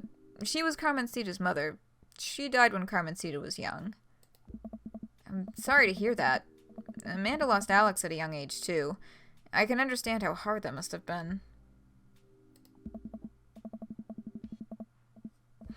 I look around again, spotting a framed gig poster hanging on the wall. On it, there's an illustration of Matt and Rosa surrounded by flowers. The cursive lettering reads, Stillness the Dancing. Looks like they played the Soundgarden over a decade ago. Dang, isn't Soundgarden like kind of a big deal venue? We do stand by dads.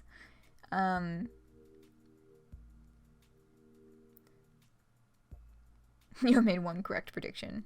Hell yeah.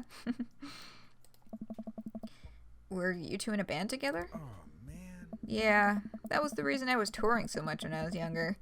We traveled the whole country in this rinky-dink little van. It was hard to start, but once we started gaining notoriety and seeing how much our songs meant to kids, it was just incredible. Wow, that seems like a life some people only dream of. Hey, It was, and it was difficult at the same time. I couldn't have done it without someone by my side.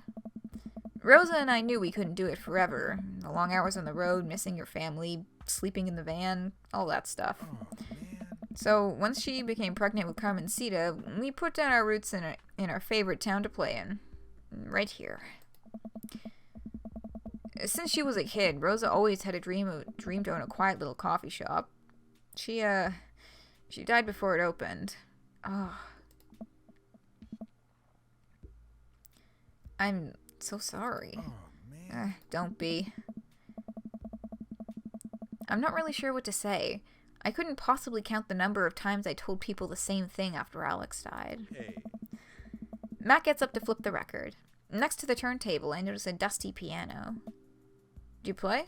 Oh, man. I'm out of practice. I used to jam on the keys back in the day. Oh yeah? I fronted the hottest 7-piece ska band that Eagle Rock Bay High School had to offer. Oh. No way, you had a ska phase? Phase? Ska never dies. Oh. Except for Ska Munis Manifesto, who broke up after the senior talent show to pursue solo careers. Yeah, sounds great. Dude, that's so rad. Matt pulls out the piano bench. Give me some of that two-tone love. Oh man, let's see if I still got it. Hey. I sit down at the piano. Please don't let this be a fucking music minigame. Okay, go with the classic, stick to your ska roots, or anyway, here's Wonderwall. I don't know. Matt was, looking forward to hearing some of that ska skill, right? That's kind of the vibe I got, was he was like, oh shit, that's neat. You still got it? Show me that.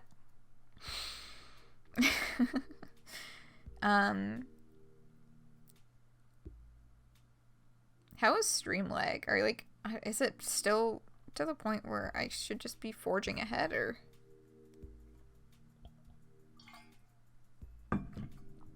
And this, of course, was not a great time for me to watch.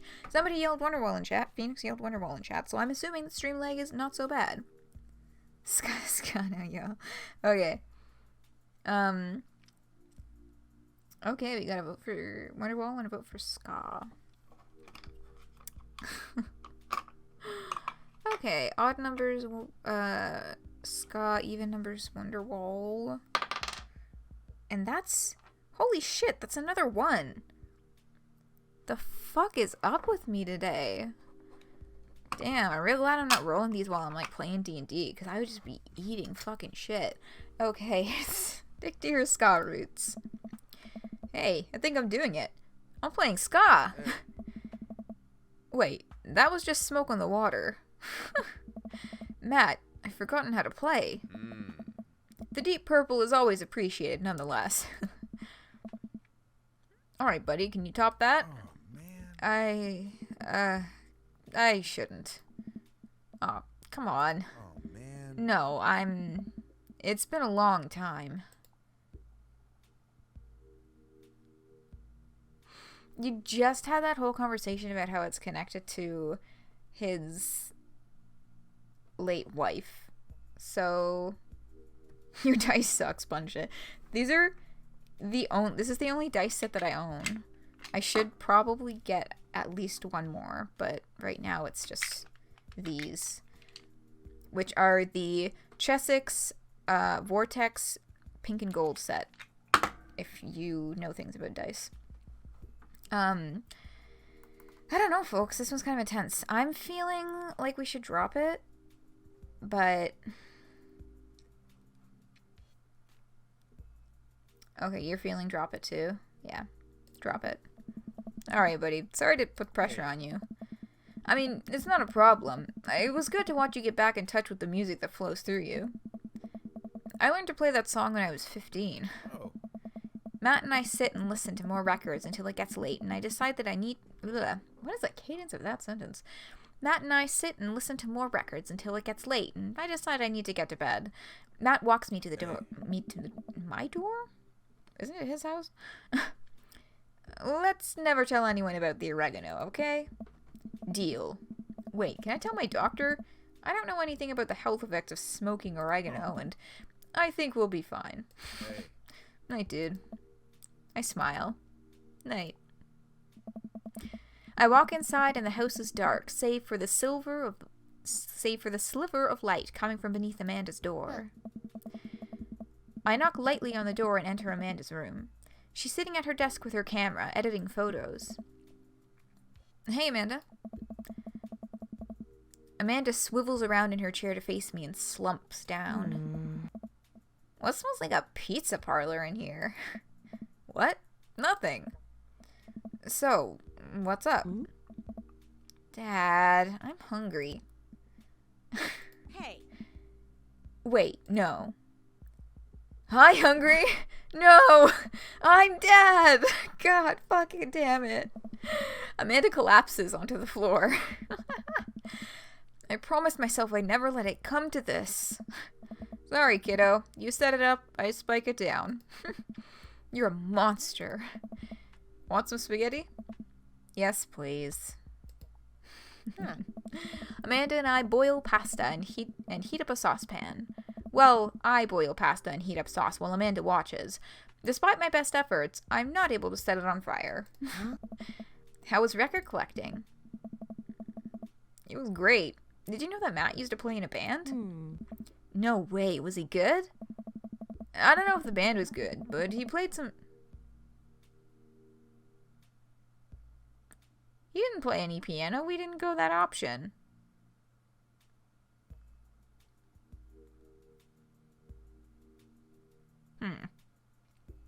But he played some piano for me tonight, and it was amazing. He played piano for you? Dude. Yeah, and I brought it up that he should play at the open mic night that's happening in the coffee shop, but he got kind of weird about it. Is this like passive aggressively telling us that we shouldn't have dropped it?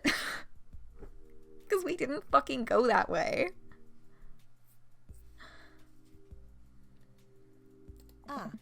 Hey, I saw a flyer for that. We should go. It's not too late to start a father-daughter punk band and play a couple tunes there. Yeah, let me break out my glockenspiel. I think I only know hot cross buns, but we can work off of the chord progression. Is this a Doom timeline? Amanda and I have a nice dinner before she goes back to her room to do photography stuff. I end up watching True Life. I'm a house hunter. They're staging an intervention for the house hunter, who is crying uncontrollably over the color of the walls. They know they can't paint the walls of their house any color they want, right? Matt's song is stuck in my head all night. Okay, so that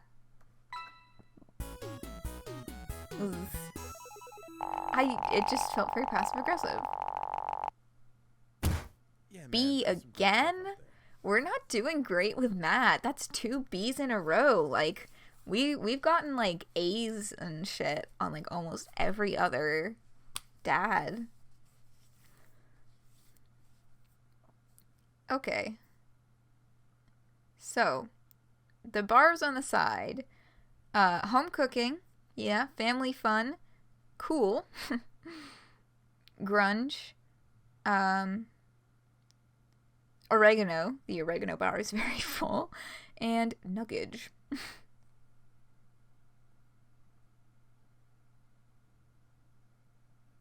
Maybe we didn't play piano. Maybe we told him what to play. I mean, I think, like, I'm pretty sure it was like we played on the piano initially, and then we're like, you go for it, and he was like, not so sure, and then we dropped it. But it's like, okay, so maybe we should have pushed him to play the piano, but I don't know. I wasn't getting those vibes, you feel me?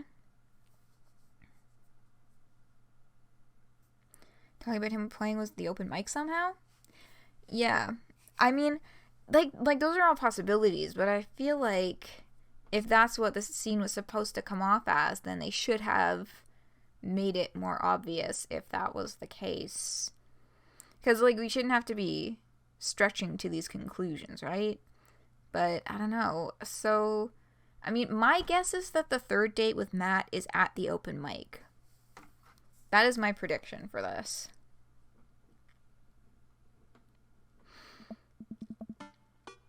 Oh, immediately into another cutscene. Okay, I'm gonna save here and go back to title. We'll go through this tomorrow. Oh shit, we didn't take any breaks today. That's not great. Oh, well, I will just rest my voice now.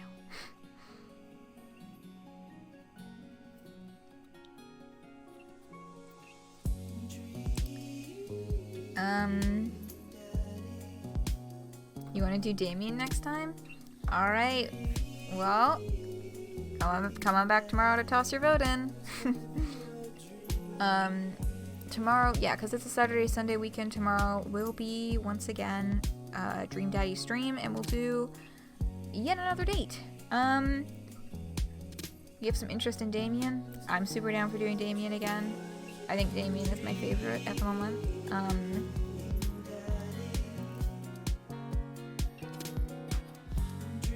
Yeah, alright.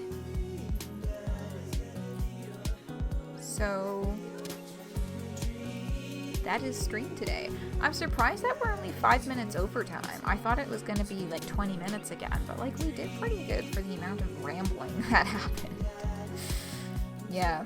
Alright, tomorrow evening, same time, same place. Back at it again at Krispy Kreme. Dream Daddy. With another date. So we have a vote tossed in for Damien. And Dangerous Gambit when you have to wake up at 6 on Monday. Oof. That's fair. I have to wake up at 8 on Monday. God, yeah, I have to wake up at fucking 8 o'clock on Monday. But you must see Goth Dad. I mean, if it's not good timing, then we can do a different dad and then just do Damien like next weekend after Pesterquest. Because next weekend will be a regular weekend for streams. Let me just double check. Ooh, no, that should be fine. Yeah, no, never mind. I just got my weekends mixed up. Next week is not. I don't have anything going on next weekend. I need to stop typing apparently. It's all good. I know what you're getting at, Sneak Cat. But yeah. Tomorrow night, same time, same place. And remember, it will also be going up on YouTube 24 hours after it is streamed. So that's another way to keep caught up if it's really not a good idea for y'all to be attending streams on a Sunday evening. I totally sympathize with that. I probably shouldn't be streaming on a Sunday evening, but here I am doing it anyway. But yes, see y'all around. Good day, good night, good health. Thanks so much, Phoenix. I wish the same to you. Have a wonderful rest of your day, folks, whatever you may be getting up to. Fingers crossed, I will be seeing you all right back here tomorrow night to continue on our Dream Daddy journey. But for now, that is good night.